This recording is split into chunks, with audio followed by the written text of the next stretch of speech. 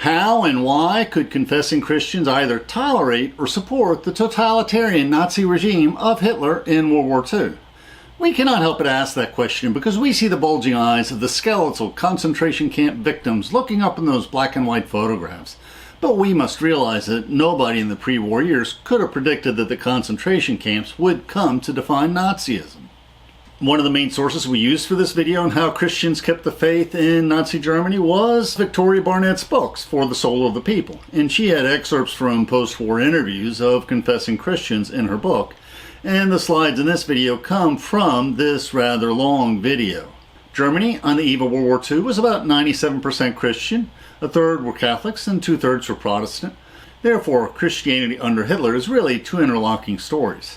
First, there is the story of the German Catholic Church in its futile attempt to negotiate a Concordat with the Nazis, and they did negotiate it, but then Hitler ignored the provisions. And second is the story of the German Protestant Church. The Nazis tried to commandeer the Lutheran and Reformed churches and turn them into a German Christian church that denied the Old Testament and the Jewishness of Jesus, glorifying the fatherland and the Nazi doctrines on race. Now, some churches formed the confessing church that resisted Nazi intrusions into church doctrines. And about 6 of the German Protestant churches were confessing churches, another 6 were Nazi German Christian churches, and the rest declined not to be political or to take either position. So why did many Christians tolerate Nazism and anti-Semitism? To answer this question, we can listen to post-war interviews of members of the confessing church as they struggle to answer this question, again from Victoria Barnett's books. The son of a pastor after World War II explained why many Christians went along with the persecution of the Jews under Hitler. Just as the average Protestant was middle class and national, he was also anti-Semitic. Today you can hardly speak of harmless anti-Semitism, but at the time we saw it as harmless. I was raised to believe that until the Jews rejected Jesus, they were a loyal people, a wonderful people. They were farmers and shepherds. Then God rejected them, and since that time they've been merchants, good for nothing, and they infiltrate everything, everywhere they go. And against that, you had to defend yourself.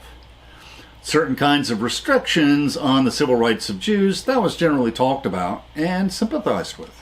One German said this: "The way of thinking was embedded in the Christian tradition in Germany. The persecutions were hard on the Jews, and one had to pity them, but they had brought it upon themselves somehow. Either because there had been Jews who had dominated the business sector, or because they had immoral business methods. Or this was a reason of the pious, and it was the wrath of God which now, after such a long time, had turned upon the Jews." One German explained his experience as a Jewish Christian member of the confessing church, and this viewpoint influences many middle-class parish members in our current day. As a matter of principle, the German bourgeoisie, to which the overwhelming majority of pastors and parish members belonged, was anti-Semitic in the sense that Jews didn't belong to the church. And the guilt of the Christians in the church rests in the fact that the commandment to love your neighbor was interpreted or taken to mean that one looked after your Christian brothers and sisters, those who had been baptized. That means when Christians came into conflict with the state or with the police, the church or parish took care of them as long as it had to do with the church. They didn't look after these people when it was a political matter. The Christians in the church cared for Christians when something happened because they were Christians. The responsibility for society, the Jews, social democrats, communists, gypsies, atheists, the responsibility for all of these was not seen as a responsibility of the church. Now, the confessing church would be persecuted increasingly through the end of the war, and many confessing pastors served time and often died in Gestapo prisons or the concentration camps in Germany.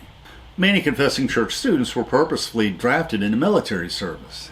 Many confessing Christians wrestled with the question of whether they should have done more during the war to oppose the Nazis. But many who actually did died in concentration camps or on the battlefield.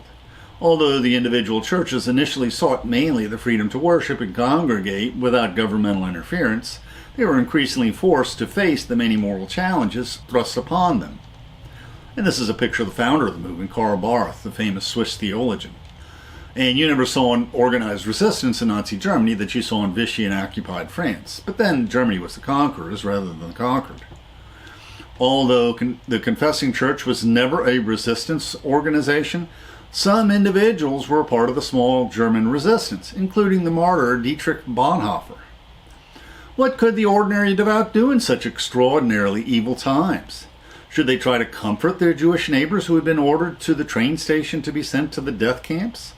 Do they help them flee from deep inside Germany? Do they accompany them to the train station? What could they do? One confessing Christian who was haunted by these choices remembers, "We were never sure whether we were doing the right thing or not. We had been brought up differently, and it was war. And then it's hard to undertake something against your own country." Later, when young people asked us, particularly from abroad, why we hadn't resisted more, I tried to explain to them how hard it is, particularly during a war, to do something illegal that could lead to punishment and possibly imprisonment in a concentration camp. One confessing Christian continues, "We were simply too cowardly." That's what I would say today. This is the great guilt that we have taken upon ourselves. It was due to the war. We were against the government, but our men were on the front. My two brothers were also soldiers. Since they were also soldiers, that must mean that they were also confessing Christians.